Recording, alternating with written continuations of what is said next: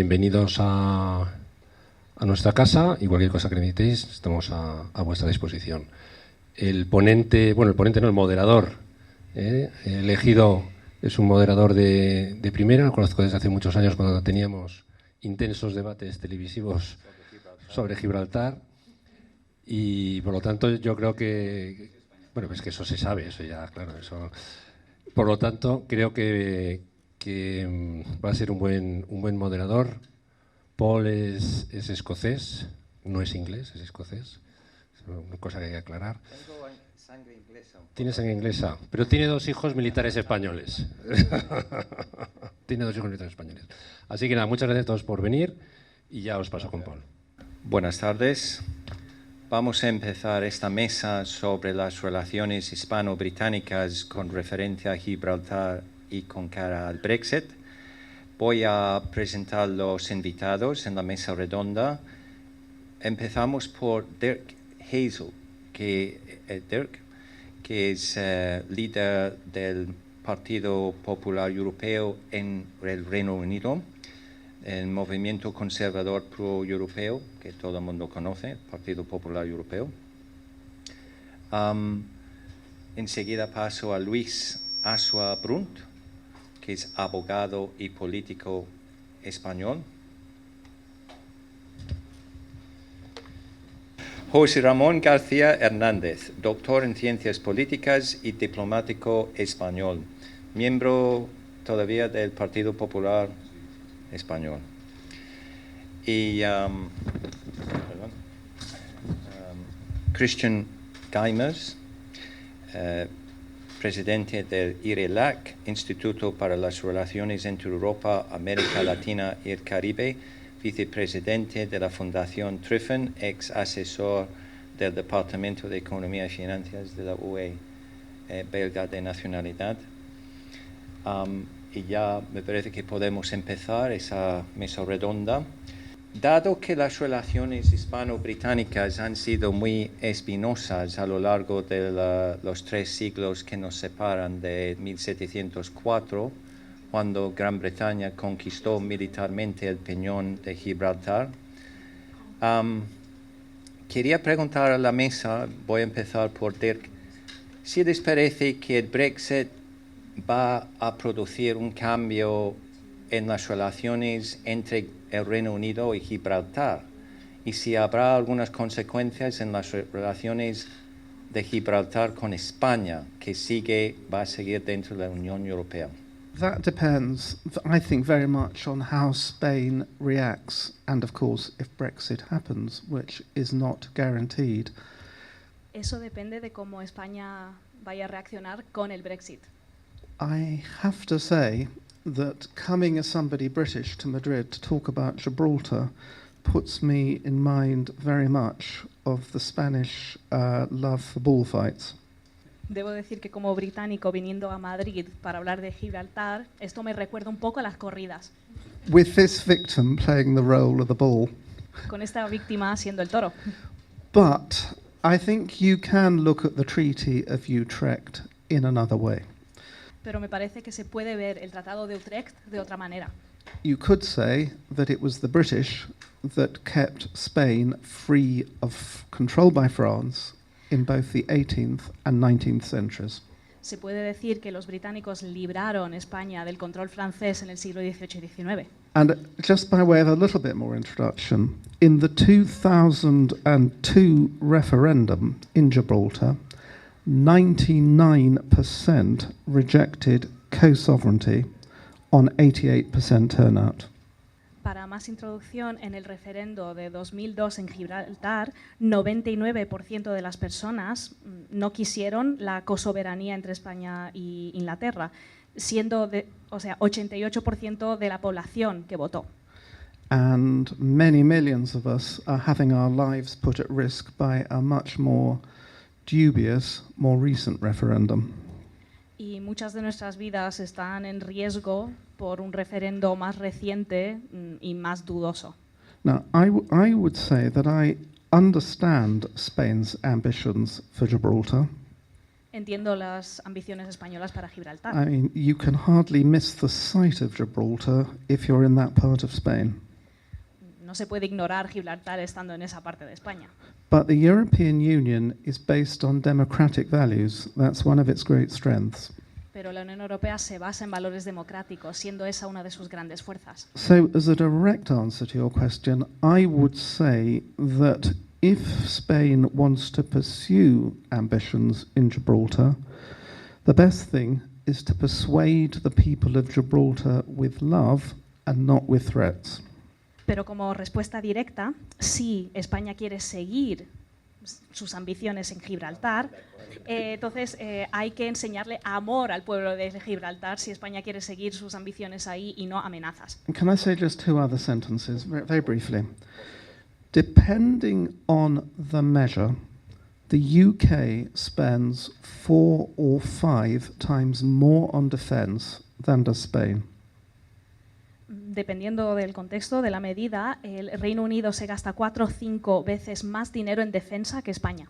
And I can see from the body language of my friend on the right, from the Partido Popular, he may not agree with what I'm saying, but I think it's not necessarily obvious that the British Armed Forces should lose their base in Gibraltar. I don't see how that helps Spain. So love is not going to work. Veo por el lenguaje corporal de mi compañero del PP que no está muy de acuerdo, pero que no veo necesariamente que sea... It would not be good for Spain to lose a NATO ally that's so strong in Gibraltar. No sería bueno para España perder un aliado de la OTAN en Gibraltar. And going back to where you started, which is the specific reference to Brexit and a possible barrier between a member state and a non-member state, I am... Okay. Y volviendo al caso del Brexit o las barreras entre un Estado miembro y un Estado no miembro, I'm much too polite to comment on Spain's policy to Ceuta and Melilla. soy demasiado educado para hablar de las políticas de España relativo a Ceuta y Melilla. Para muchos españoles que somos muy anglófilos, en mi caso, pues mi madre es inglesa, Gibraltar es un drama. Gibraltar es una herida que tenemos que llevar. Creo que es apócrifo, pero Churchill decía que esa maldita roca nos evitó el aliado natural que tenía el Reino Unido, que no era Portugal, sino España. Y creo que en la época de Jorge III incluso hubo un intento de devolución de Gibraltar a la corona de España, y el que se opuso fervientemente fue el francés, el gobierno francés o la corona francesa, porque no quería que ese acercamiento Francia-España se perdiera con una alianza lógica y natural que sería con el Reino Unido. El Brexit para España es dramático porque perdemos una referencia fundamental en nuestra política exterior, que es ir a Europa pues con un aliado que siempre ha sido bastante cercano como era el Reino Unido. No hay que olvidarse que la que fuerza y convence a Felipe González para que firmara el Tratado de Adhesión, para el cual no estaba nada convencido porque era un Tratado de Adhesión durísimo, fue Margaret Thatcher, y él lo ha repetido en algunos libros e incluso en alguna entrevista.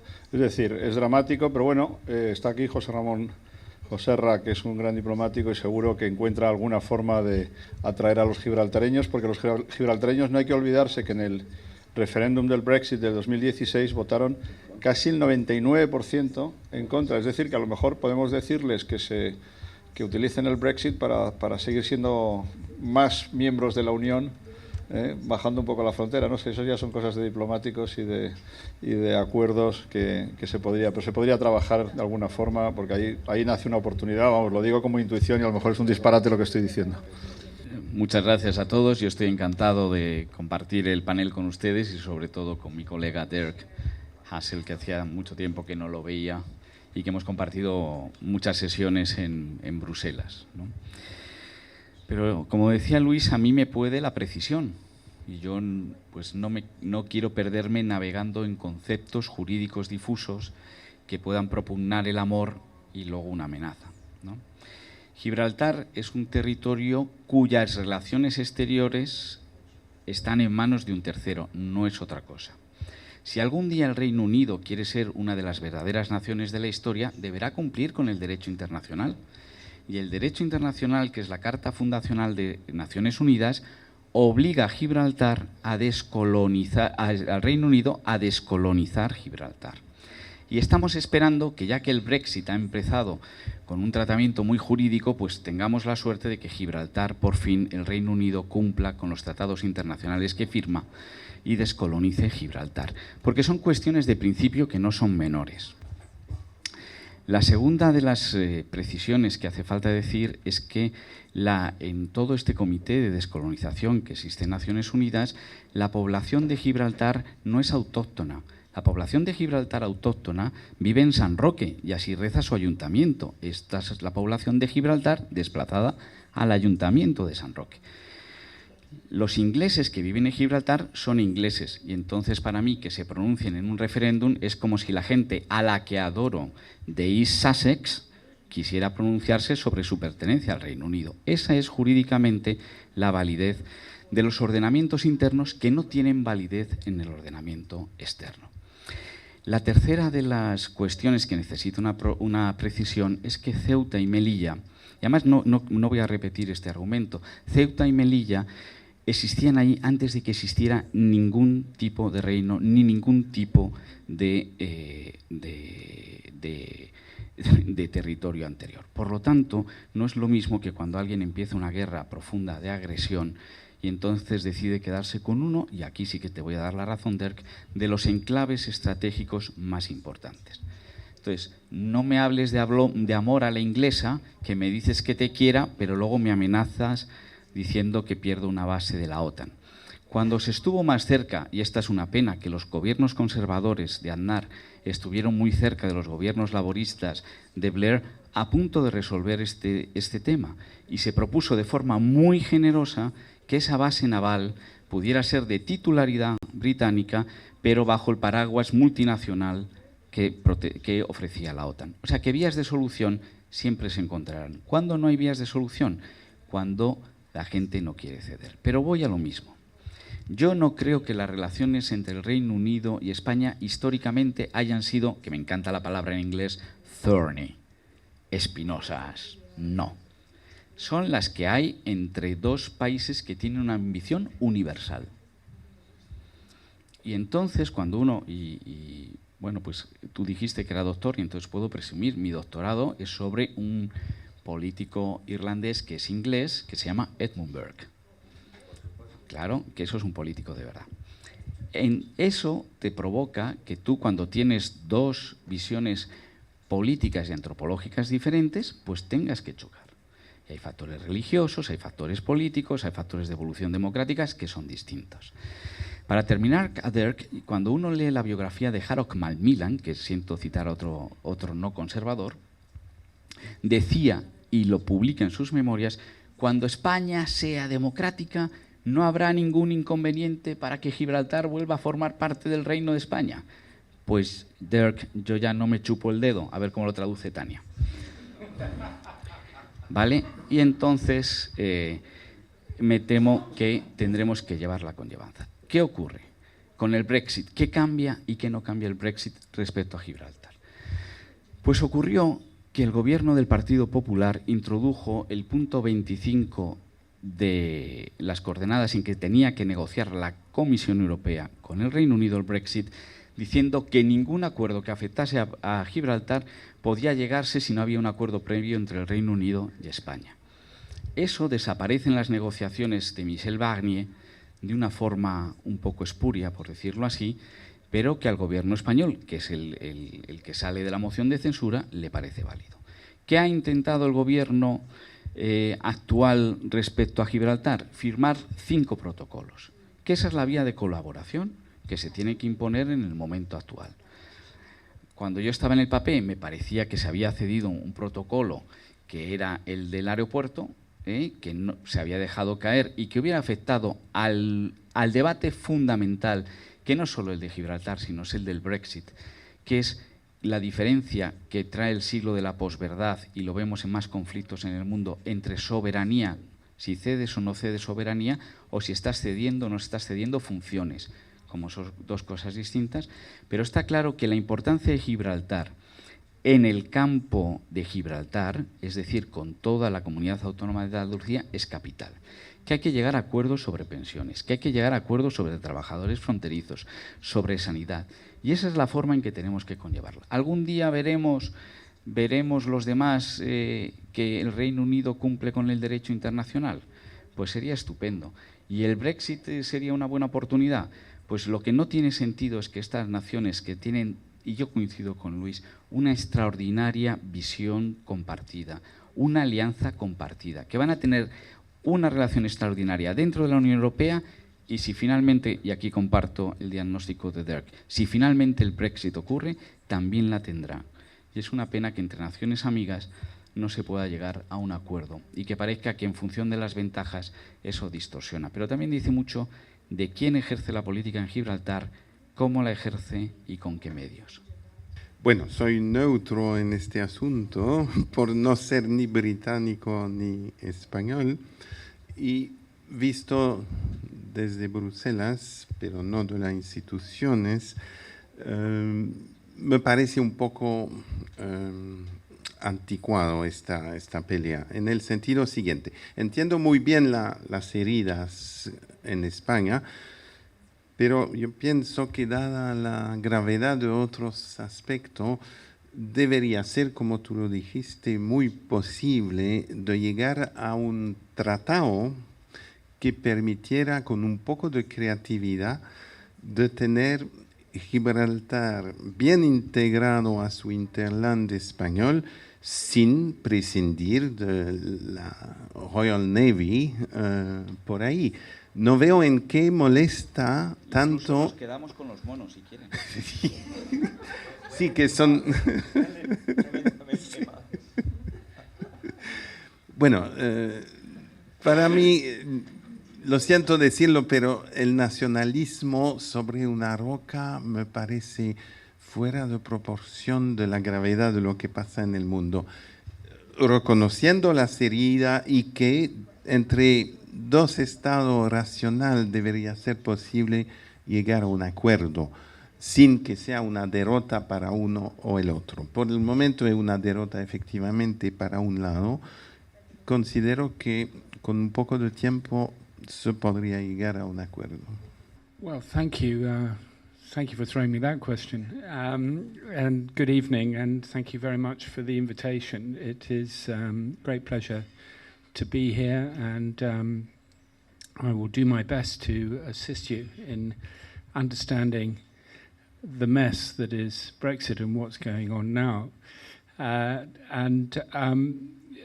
My colleague sitting next to me, Dirk, said there's nothing good that has come out of Brexit. And I thought to myself, I wonder if that's completely true, or whether we can think of one good thing that might have come out of Brexit. And I think there is, if we just talk about Brexit as the mess that's going on, rather than necessarily Britain leaving the European Union. And I think the only thing that I could think of, and this is the answer to your question, is that we do now have in Britain, I think probably for the first time, a really strong, powerful, pro-European grassroots movement. Perhaps the one positive thing that has come out of Brexit so far is that we do have a very strong pro-European movement now in the UK with real power and real momentum, and really that has found its voice and will, I believe, ultimately be strong enough to stop Brexit. I've got a second thing to say, but we're stopping for the translation. Okay, sorry. Sí, gracias. Mi compañero decía que nada positivo ha salido de Brexit. Yo creo que por lo menos una cosa positiva sí que ha salido, es que hemos encontrado ahora una voz fuerte de identidad y un movimiento de identidad también que, si se junta, puede hacer que Brexit no ocurra al final. I think the second thing, and indeed the polls, an average of 300 polls in the last few years have shown that that Britain wants to remain. So it's not true that Britain still wants to leave. The second point to say is that how do you explain this paradox? I think what I need to say to you there is that from the outside, you probably think that Brexit is to do with Europe, has something to do with Europe and the European Union. It doesn't really. It's not really to do with Europe. It's to do with something else. It's to do with who has power in Britain and what they want to do with it.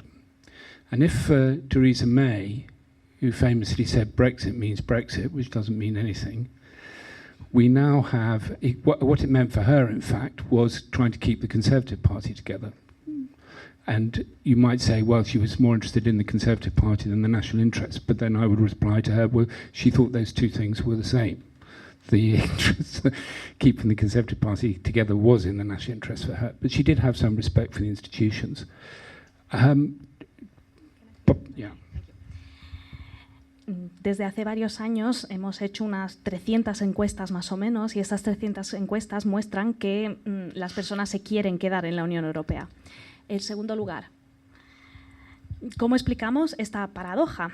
Desde fuera pensamos que la situación del Brexit está vinculada a Europa y a la Unión Europea. Eso no es verdad. La situación del Brexit tiene que ver con otra cosa, con el poder. ¿Quién quiere poder y qué quieren hacer con este poder? Recuerdo la frase que dijo Theresa May: el Brexit significa el Brexit, lo que no significa absolutamente nada. Entonces, lo que ella quería era hacer que el Partido Conservador continuase unido más que cuidar los intereses del país. Whereas, just very shortly, if I may, for Boris Johnson, and this is my phrase, so quote me please if you repeat it, Brexit means Boris. And what does Boris mean? Yeah? What does Boris want? Boris wants to be Prime Minister for 10 years. He wants to win a big majority and then carry on for another 5 years. The thing about the reason that Boris and others don't like the European Union, want to leave it, is not because they have some... Boris Johnson studied at the European School in Brussels. He knows about the European Union. He could make the argument entirely the other way, and would do, and has done in the past if he thought it was in his interest. So let's just forget about that.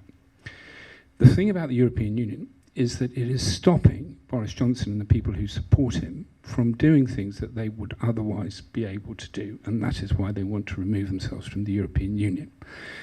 And just a word of warning, when they finish it, well, except we'll stop, they have to be stopped, if they manage to get Britain out of the European Union, they won't stop there.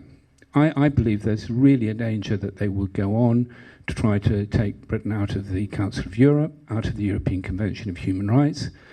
It's a phrase that people that support Boris Johnson don't like because it's got the word Europe in it, it's got the word human in it, it's got the word rights in it, it's got the word convention, all the things that they react to natively. But they do it for the same reason, because the European Convention of Human Rights, just like the European Union, is an impediment. It's not because they have any view about Europe or the European Union, or they're interested in the European Union. They're interested in what they want to do. And this, you see the pattern in their behaviour. This is why Parliament was prorogued. This is why these kinds of behaviours are going on. We now have people in power who don't want to have things put in their way that stops them doing what they want to do. And the question we should be asking, and nobody is asking, is what is it actually that they want to do, to which membership of the European Union, and in my view, potentially of the European Convention of Human Rights, is an impediment. And I think we should be asking that question. We need to find out what it is, and I think we should be concerned about it. And that's what's really going on with Brexit. Otra frase, que es mía, así que me podéis citar si queréis, es Brexit significa Boris. Y entonces, ¿qué significa Boris? ¿O qué quiere Boris mejor? Y lo que quiere Boris es ser primer ministro por otros 10 años. Ahora conseguir más 5 años, etcétera. ¿Y por qué él no quiere pertenecer a la Unión Europea, en el fondo? Y él conoce muy bien Europa, porque Boris estudió en la Escuela Europea en Bruselas. Entonces, mi conclusión es que la Unión Europea está poniéndole trabas a Boris en sentido de las cosas que quiere hacer. Entonces, yo aviso que si el Brexit al final tiene éxito y ocurre, esas personas, Boris Johnson, etcétera, van a seguir haciendo lo que quieren. Entonces, esto no es solo salir de la Unión Europea, puede ser salir de la Convención Europea de Derechos Humanos, que tiene las palabras derechos, tiene la palabra humano, etcétera, nada y ninguna de esas palabras le gusta mucho a Boris Johnson. Entonces, la Convención Europea de Derechos Humanos es un impedimento, es una traba, y les interesa lo que quieren hacer y lo que pueden hacer, y por eso están teniendo este tipo de comportamiento. Las personas que están en el poder no quieren ningún tipo de obstáculo, y la pregunta que tenemos que hacernos, plantearnos muy en serio, es ¿qué quieren hacer? ¿Qué quieren en el fondo? Concluimos ya la mesa redonda. Bueno, nosotros estamos explicando el panorama actual que hay tanto en la visión europea como la visión española o la visión inglesa.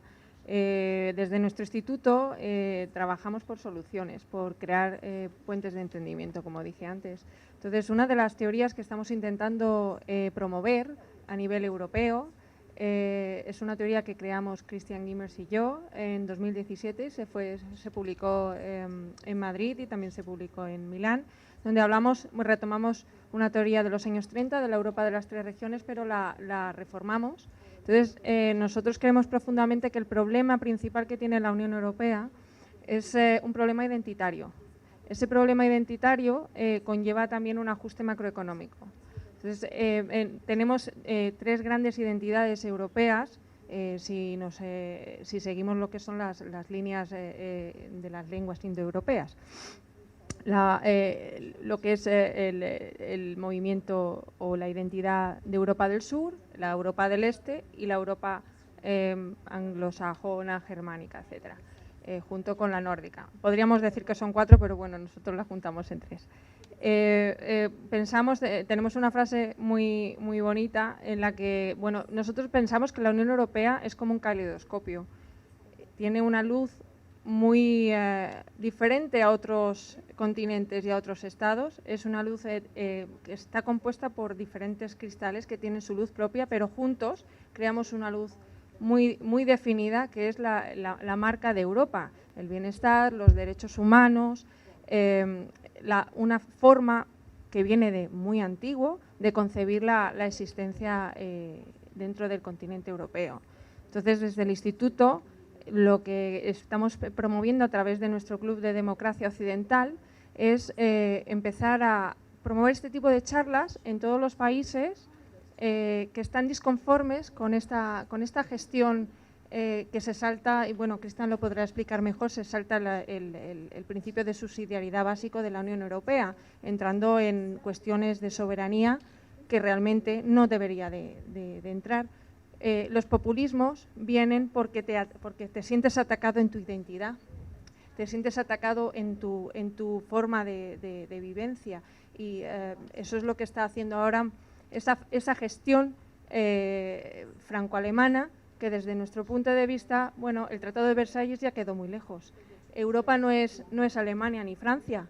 Europa es Grecia con la democracia, Europa es Italia con el Imperio Romano, los dos imperios británicos y españoles, el Imperio Nórdico. No es solamente Alemania manipulando la Unión Europea y Bruselas, ¿no? Entonces, curiosamente, hemos empezado a hablar con algunos partidos políticos, algunos movimientos sociales, sobre todo de gente de 40 a 50 años, que están cansados de escuchar sobre el pasado y lo que quieren es una política para el futuro, para el presente y para el futuro. Como española y una mujer de 40 años, pues sinceramente en España estamos hablando sobre una guerra que hace dentro de 20 años hará un siglo.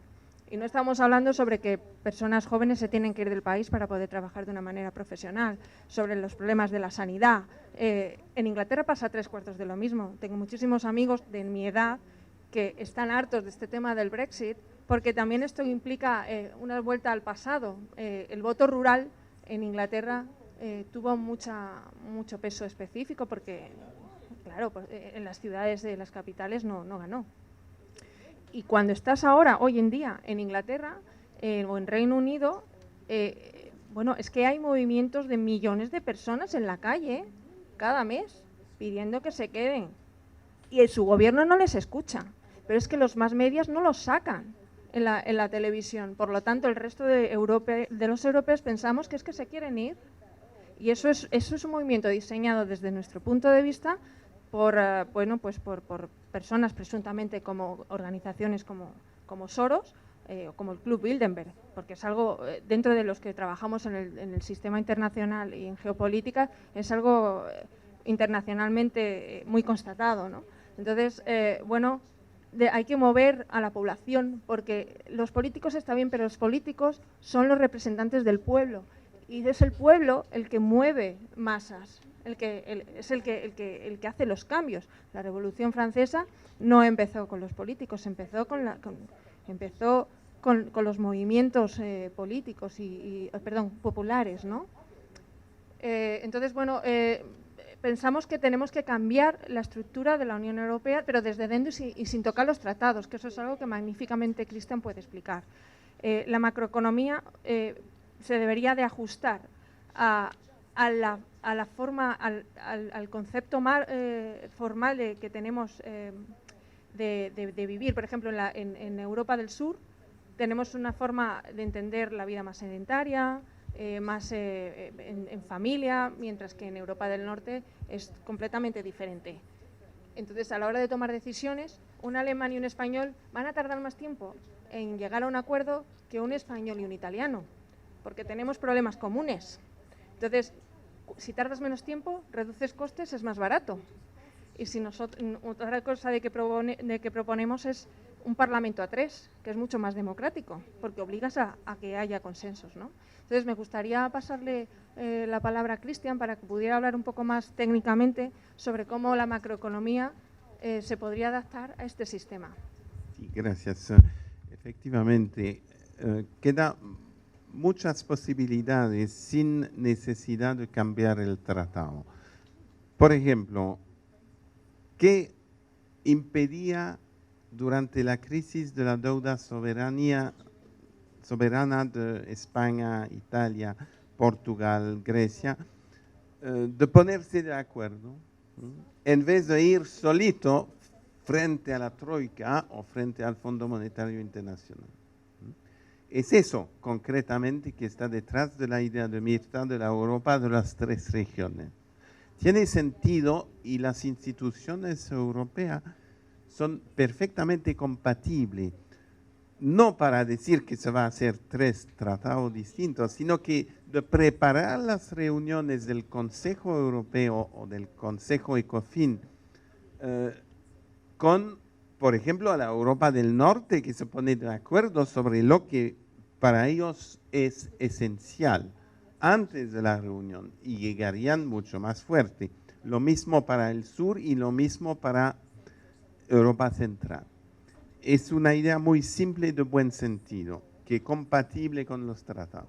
Y además refleja bien el propósito de la Unión, no es de hacer una identidad única, pero sino que una identidad común que permite preservar las identidades nacionales o locales.